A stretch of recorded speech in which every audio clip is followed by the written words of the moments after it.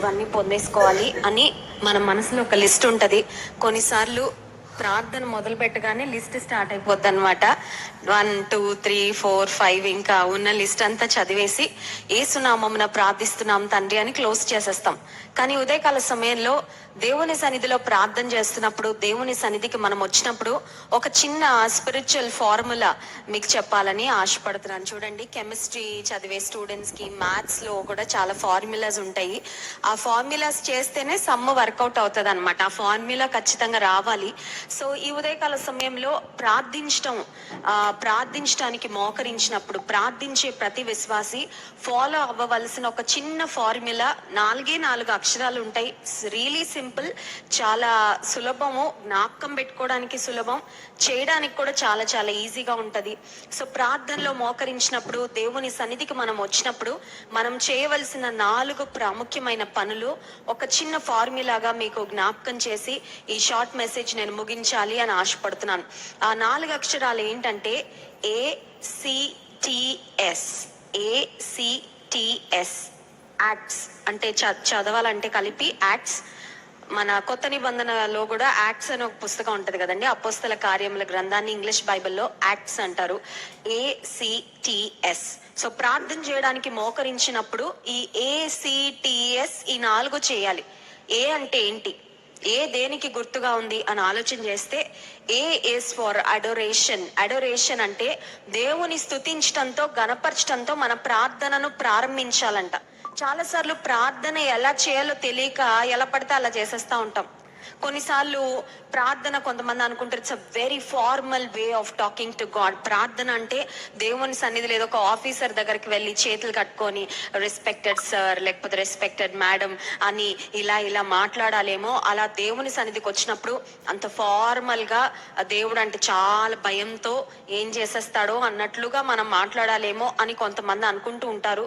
దేవుని దగ్గరకు వచ్చినప్పుడు ధైర్యముతో ఆయన కృపాసనం వద్దకు రావాలి అని హెబ్రీ పత్రికలో దేవుని వాక్యం సెలవిస్తుంది.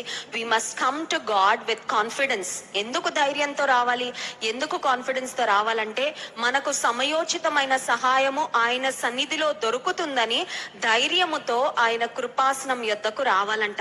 He gives timely help for his people. దేవుడు తన ప్రజలకు సమయోచితమైన సహాయాన్ని అనుగ్రహించేవాడు. సింపుల్ గా చెప్పాలంటే ఎగ్జామినేషన్ హాల్లో క్వశ్చన్ పేపర్ ఇచ్చిన తర్వాత ఒకవేళ 2 గంటల సమయం ఉంటే ఎగ్జామ్ రాయడానికి, ఆ 2 గంటల సమయంలోనే ఆన్సర్స్ గుర్తు రావాలి. ఇంటికి రాగానే గుర్తొస్తే అన్న ఉపయోగం ఉంటదండి. కొంతమంది స్టూడెంట్స్ ఉంటారు, పరీక్ష పేపర్ చూడగానే మొత్తం బ్లాంక్ అయిపోద్ది బ్రెయిన్, అసలు ఏమి గుర్తుండవు. ఇలా ఎగ్జామ్ హాల్ నుండి బయటపడగానే మొత్తం ఆన్సర్లన్నీ గుర్తొస్తూ ఉంటాయి. వేస్ట్ కదండి. సమయోచితంగా ఆలోచన జ్ఞానం లేకపోతే సమయం అయిపోయిన తర్వాత వస్తే ఉపయోగము లేదు. కానీ దేవుని సన్నిధిలో మనకి ఏం దొరుకుతుందంటే సమయోచితమైన సహాయము దొరుకుతుందంట. the help that you need in that particular time, in that particular situation.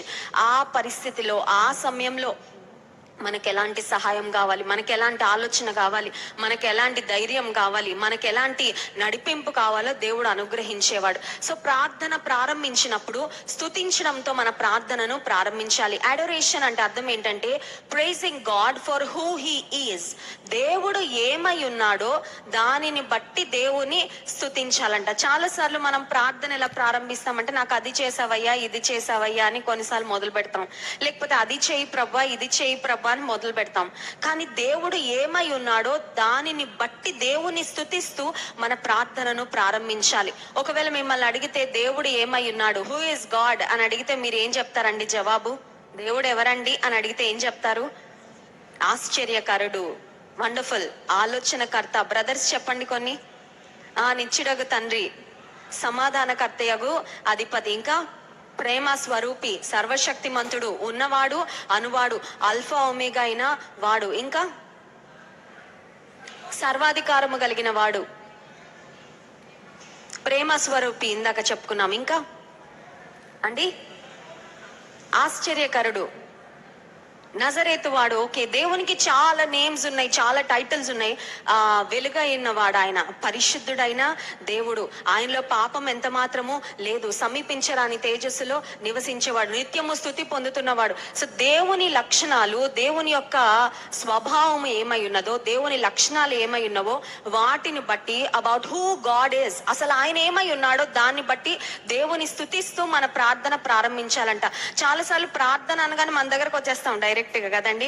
ప్రార్థన అనగానే మనకి మనమే గుర్తొస్తాం, లేకపోతే మన అవసరాలు గుర్తొస్తాయి. కాదండి, prayer it self means to start focusing on the lord first. ప్రార్థన అంటే ఏంటంటే ముందు అసలు దేవుని మీద మన దృష్టి నిలపాలంట. చాలాసార్లు ప్రార్థనకి మోకరించగానే చాలా పనులు గుర్తొస్తూ ఉంటాయి కదండి. ప్రార్థనకి మోకరించగానే సెల్ ఫోన్ లో ఏమైనా మెసేజ్లు వచ్చాయేమో అనిపిస్తూ ఉంటది. ప్రార్థనకు మోకరించగానే ఫోన్ రింగ్ అవుతా ఉంటది, లేకపోతే ఫోన్ వైబ్రేట్ అవుతున్నట్టు ఫీలింగ్ వస్తుంది, కానీ వైబ్రేట్ అవ్వదు. ప్రార్థనకు మోకరించగానే ఎవరో తలుపు తడుతున్నారేమో అనిపిస్తుంది. ప్రార్థనకు మోకరించగానే ఏవేవో గుర్తొస్తూ ఉంటాయి. చాలా సార్లు ప్రార్థనకు మోకరించినప్పుడు we will not be able to truly focus on the Lord.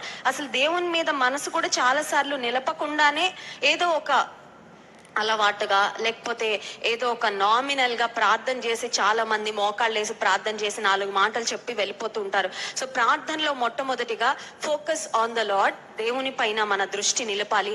ఆయన ఏమై ఉన్నాడో దాన్ని బట్టి దేవుని స్తుతించాలి. So first the adoration. రెండవ ప్రాముఖ్యమైన అంశము, ఇది చాలా సార్లు స్కిప్ చేసేస్తా ఉంటామండి. ప్రార్థనలో ఈ సెకండ్ పార్ట్ చాలా మంది స్కిప్ చేస్తారు. సెకండ్ పార్ట్ ఏంటంటే సి అంటే కన్ఫెషన్. దేవుని సన్నిధిలో మన తప్పిదాలు ఒప్పుకోవడము మనం చేయవలసిన రెండవ ప్రాముఖ్యమైన పని. ఎందుకంటే దేవునికి మనకు మధ్యలో మనం చేసిన పాపములు, అతిక్రమములు అడ్డుగా ఉంటే మనం చేస్తున్న ప్రార్థనకు కూడా జవాబు రాదు. మన అతిక్రమములే మనకి దేవునికి మధ్యలో అడ్డుగా ఉంటాయి. కాబట్టి ఇక ఆ తర్వాత నువ్వు ఎంత పెద్ద లిస్ట్ చదివినా ఆ లిస్ట్ కి, నీ అంశాలకి నెరవేర్పు రాదు. సో రెండవదిగా మన జ్ఞాపకం ఉంచుకోవాల్సింది, ప్రార్థనలో మన తప్పులను, మన పాపములను దేవుని సన్నిధిలో ఒప్పుకోవాలి. మనందరికీ తెలుసు, David is a man after God's own heart. దావీదు దేవుని హృదయానుసారుడైన మనుష్యుడు. ఎందుకు దేవుని హృదయానుసారుడైన మనుష్యుడు అయ్యాడో తెలుసా అండి? దేవుని స్తుతించడంలో ఎంత ముందుండేవాడో దావీదు, దేవునికి విరోధంగా పాపం చేసినప్పుడు దేవుని సన్నిధిలో సిగ్గు విడిచి, దేవుని సన్నిధిలో నేను రాజునని కూడా మర్చిపోయి, నా దేవునికి విరోధంగా నేను పాపం చేశానని ఒక